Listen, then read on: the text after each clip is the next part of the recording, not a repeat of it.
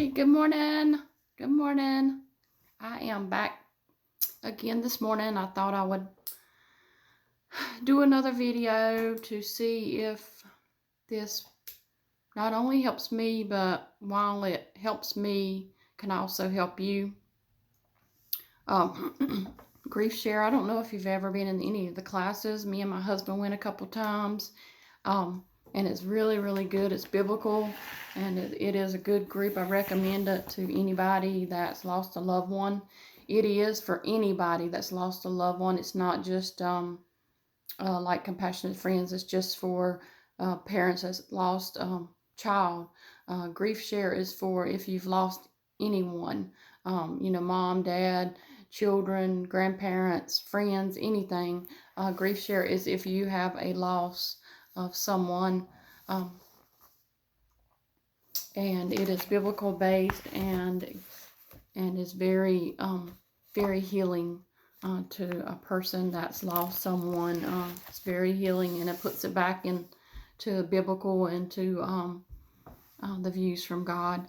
But anyway, today's topic that I'm reading is got to do with something I have really been questioning and struggling with the last couple weeks, last couple months.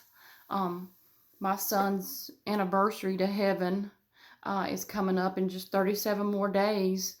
September 11th will be 1 year, and wow, 1 year to me has just flown by, which is a good thing. It gets us closer to God, right? You will never look at heaven the way you did before when you lost a child, if that makes any sense, if I said that right. You look at it totally different. You look at it in a total different perspective when you have a child there. And for me, I have seeked and seeked and seeked. I have done video or sermons. I have watched sermons, videos about heaven. I have turned to my Bible more every single day instead of randomly. I don't read a lot, but I read something just about every day to keep me going. But anyway, today's topic was, God, where are you? Which is, I have asked that and asked that and asked that. God, where are you? I can't promise you guys that when I do any of these videos, I don't cry or start to cry, because it's very hard for me not to. Especially when I get into to talking about God and talking about Aaron. It's hard not to. But anyway, I have had that issue of, where are you, God? I don't understand. And I had one friend to point out to me that, Melinda, God's right there. You're just numb, and one day you'll feel again. And I guess God gives us that numbness so that we can get us through. You always hear people say God won't give you more than you can handle. That's a lie. Don't ever believe that. That's not true. God will give us many, many times way more than we can handle. If we could handle it, we wouldn't need him, right? So he gives us way more than we can handle. But with him, that's the only reason why we can handle it. And the reason a lot of times I think he gives us more than we can handle is just so that we realize that he's there. We need him, and we can't do life without him. So if you hear that saying that you can't, God won't give you more than you can handle, that's not true. Yes, he does give you more than you can handle, because he wants you to realize he is there. Because if he gave us only what we could handle, we wouldn't need him, right?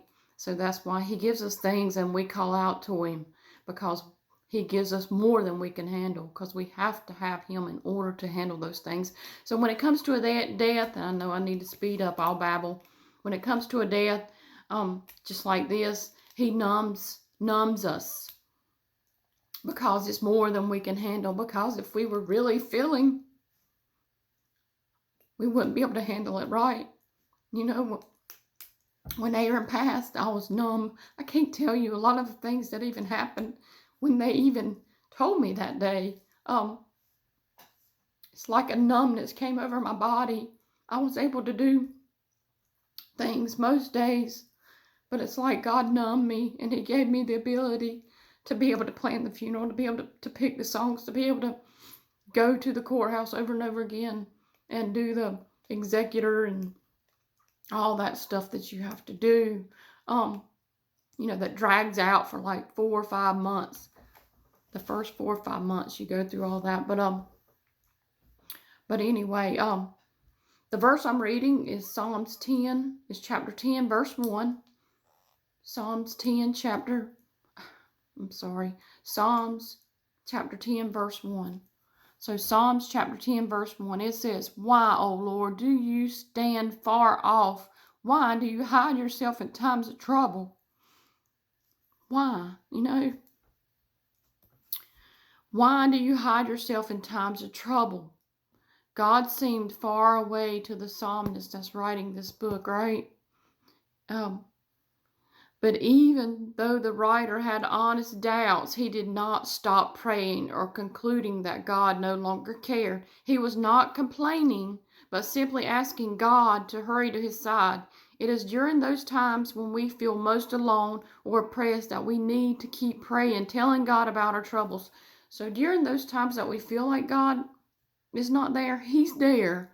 We're just numb and we're not fully able to feel that until He lifts that off of us. And then one day we're going to feel it again. But do you not remember the stories of the disciples getting scared? Jesus was asleep in the boat, and the whole time He was there, but they thought He was asleep. Or Jesus calming the storm, calming the waters, and then He walked across the waters. The way that I've been looking at it is I'm in my boat. 11 months now I've been in my boat sailing across the water, thinking that God wasn't there. He's there. I just don't feel Him. And one day, when God is ready, when God's ready, not when Melinda wants Him to be ready, not when Melinda thinks He should come, on His time, He'll walk across that water. He'll calm the storms for me. Until then, He's teaching. He's learning me. He's preparing me for whatever it may be to get me ready for down the road, the next hurdle, the next race in life. He uses us, and He's our tool. It's not out of meanness or anger. We all will face death, and until then, God will use each one of us. But anyway, God's here, y'all. And you may be going through, those that are fresh in your, if this is something that has just happened to you. I've got several friends that are going through this. Elizabeth and Diane and Ginger, Lisa, Tammy, Sonia, Jamie, Tanya, Kelly. I mean, it just goes on and on and on and on. So look around. I never realized it or thought of it till it hits home.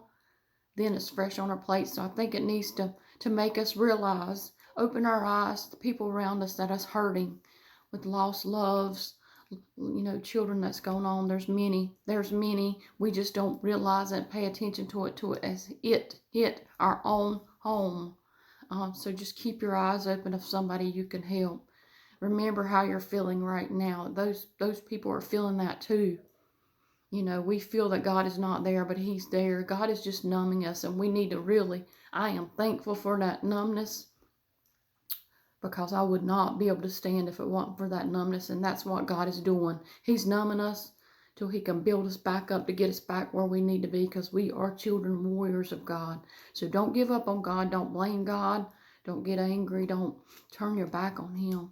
Even though you feel like He's not there, keep praying, keep studying His Word. He's going to meet you right here. This is where God's going to meet you. His Holy Spirit's going to talk to you, and He's going to comfort you. So do not turn your back on God, even though you feel like He has on you, because He's not. He's watching. He's there, and He's watching. I am thankful for the numbness that God has given me. I am thankful that I don't remember. When they told me that, when they told me that Aaron passed, it's like right then they put a numbing agent on me. It's like right then they had gave me my anesthesia, so to speak. And that numbness came on me, and I was able to get through. So God does give you way more than you could handle, but He's right there. He's giving you the anesthesia you need. But one day that feeling will come back, and when it does, we can do even more things to help others because our loved ones are just gone before us. So anyway, I'm sorry that I babble a lot. I do it a lot. I can't help it. I do have ADD, so I'll jump off topics very badly. But we just remember, it says, say this is where I am. I'm going to accept it. I hate it, but God is somehow at work. I don't feel it, but I'm going to live by faith. It's one of the doctors in the Griefshare book. Is that what he says? That's what we need to say. This is where I am. This is where I am. I'm into this 11 months. I hate it with all my heart. God is somehow at work. He's somehow at work. I don't feel it, but I'm going to live by faith. So anyway, I hope you do the same thing. And if you're struggling that today and you're hurting and you've lost your daddy, or a good friend Sherry, she just lost her dad. Jenny, I've got a couple people that's lost their dad just recently. If you've lost your dad and you're starting to feel that, where's God? Or why didn't God heal that person? Or why is God so quiet? God is numbing you right now to allow you to walk. And God is watching. And you just keep giving God the glory because people are watching you and they're learning. And that so many people that don't know God are watching you and they're saying, she claims to be a Christian. Let's see how she deals with this. So keep going here and let God meet you. Let God use you and run the race because we're another day closer to heaven. What's God going to say when you get past the gate? What's He going to say to you? Keep going. Who are you going to see when you pass that gate? Your dad, my son, my grandma, my grandpa, my uncles, my godchild. I mean, there's so many. And just make sure your loved ones know Jesus Christ as your Lord and Savior. Love you guys.